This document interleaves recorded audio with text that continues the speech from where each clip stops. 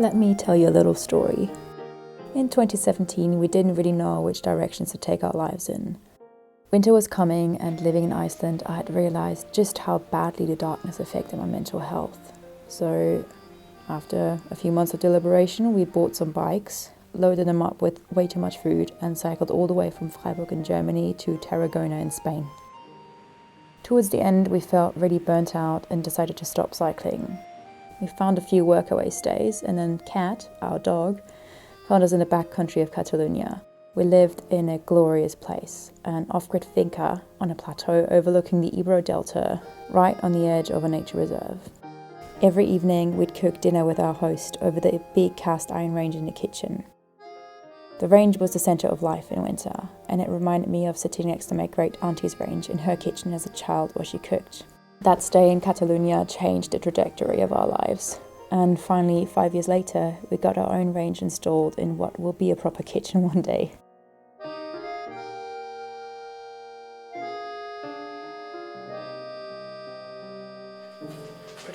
Don't get me wrong, right now it's still a building site and impossible to keep clean, but now we can wash dishes in a warm room because, outdoor kitchens are nice in summer, but miserable when it's 10 degrees and rainy outside.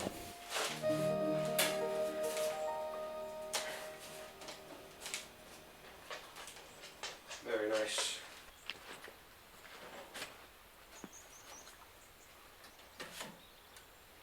Okay.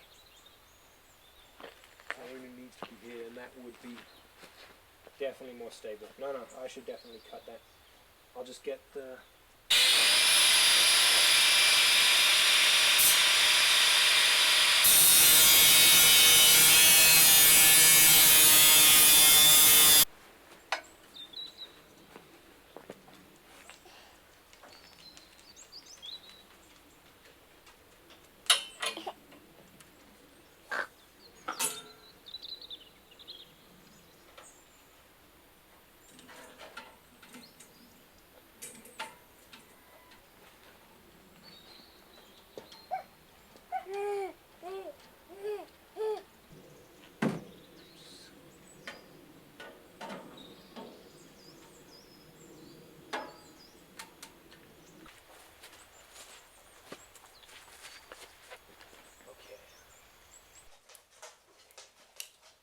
Slowly, we're turning this place into a real home.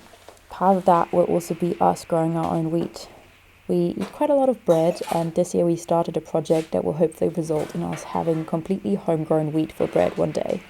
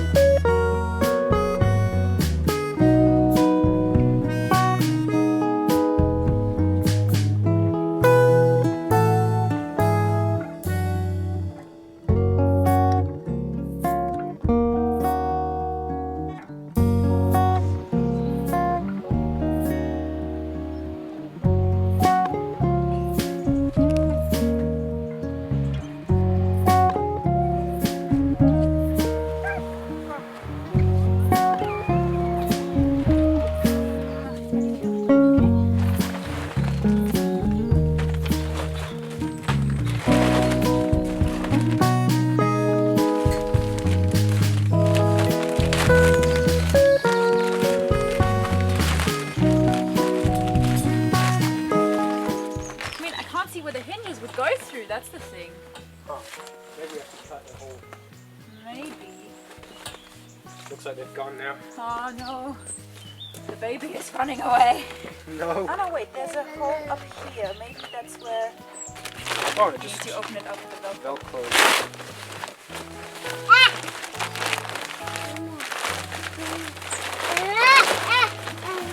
I gotta put on this side. Make it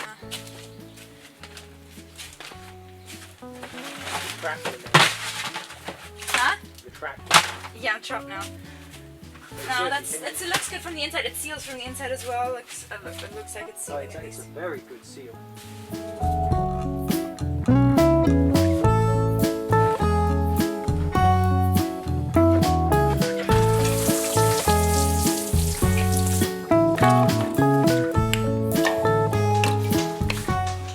Our pigs have been on this patch for over a week now, which means we have to move them. They start to smell, which is always the sign for us that we have to move them onto a new patch, because actually they're not really smelly if they can be in a fresh area. And today we're moving them into the forest because we want to train them on the terraces here a bit, so we can move them up and down easily in the future.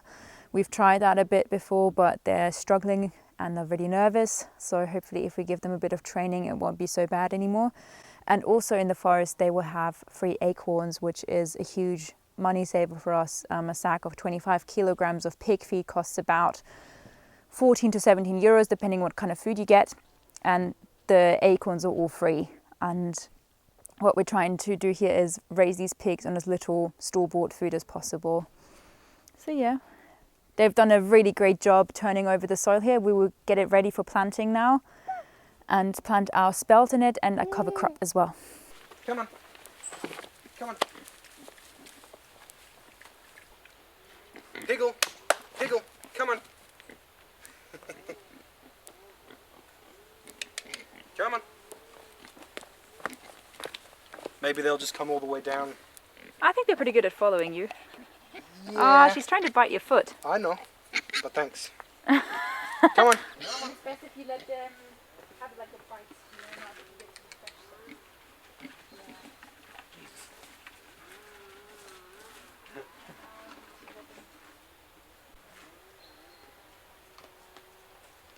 Come on.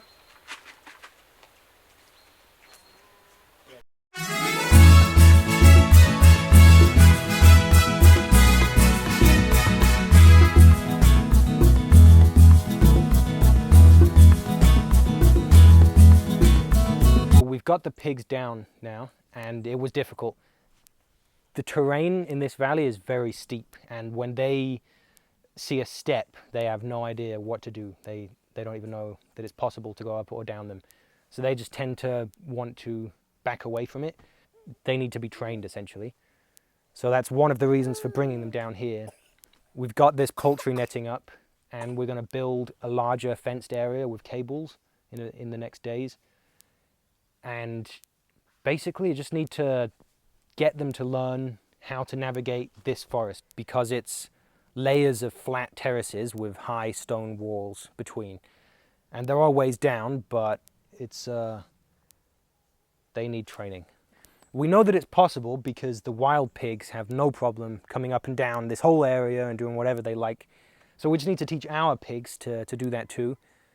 And then it'll be good. They can manage this forest for us, essentially. So before we bought this fence, we did some researching, looked at some different options, and we thought this would be the best option for us. And in principle it is, because it's easy to set up. We can be quite dynamic with it. But there's a few little problems, like these posts, for example, are a little bit too flexible, really, to keep the fence taut, and there's also not enough of them. There's like 5 meters between posts. And even on the flattest ground, I find that the fence sags a bit too much. So we've taken posts from one half of the fence, added it into the other, and it works better. So it could have just had more posts. The other solution to that problem is to tie the fence up to trees or something, but there's not always trees either. So it could have been done a bit better, but it does work. Here you can see what the pigs have done within the week that they've been on this patch. They've dug down really, really far. And this is, I think, old bracken root stock, which they've taken out in a lot of places and eaten up. So good. It's a good sign for the future. Maybe we can get rid of the bracken here.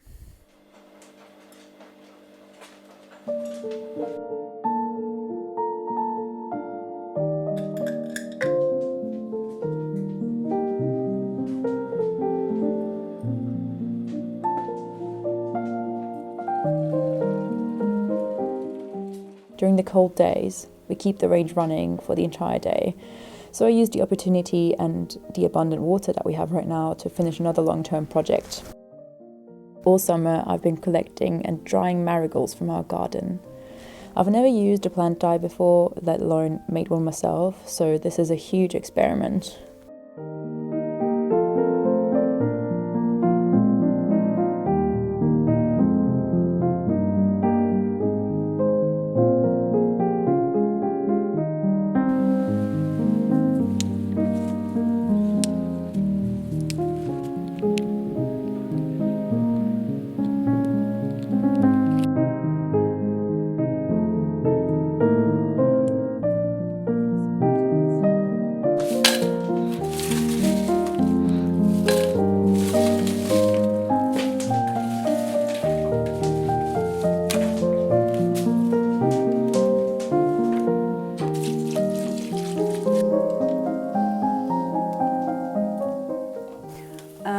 This is the dye I made last night during dinner. It's marigolds and I added a few onion skins like last night and this morning. It's quite yellow, so I hope that it doesn't turn out pea colored.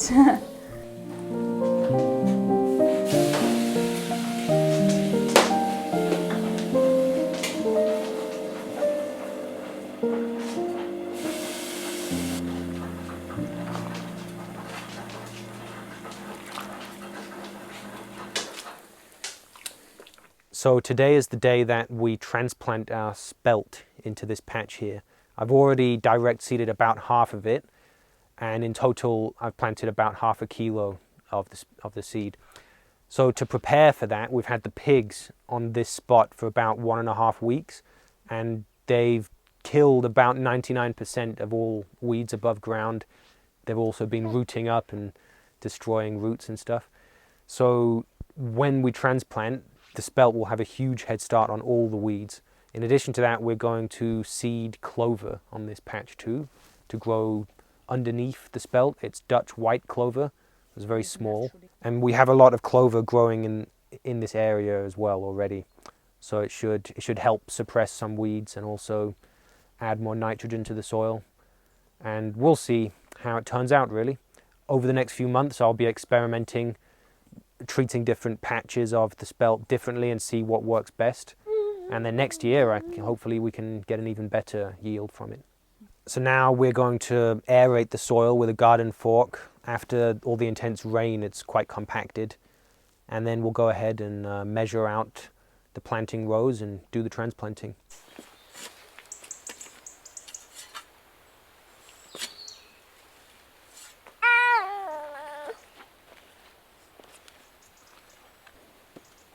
Maybe some wider, shallower ones would have been better.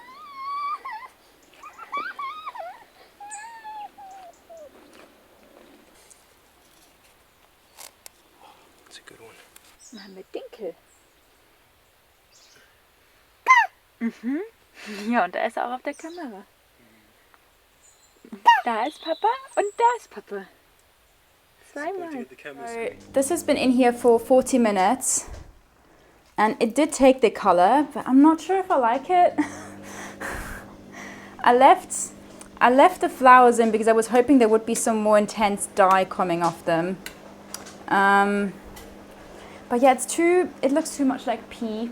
I thought it would be a bit more orangey than it turned out in the end. I'm gonna wash it out now down in the spring and see how it looks afterwards. I was hoping for more of a, like earthy orangey tone and not pea yellow. So yeah, let's see.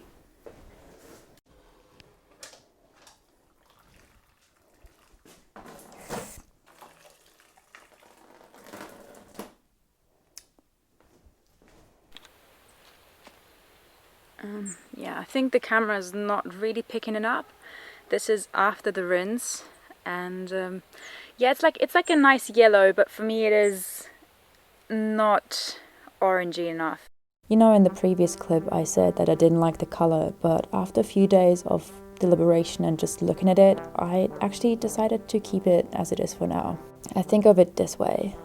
The endless sun and summer that fed the marigolds has now settled into the fabric and will remind me of the brighter days.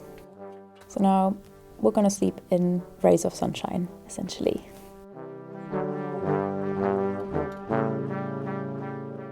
Thank you very much for watching, and see you next week.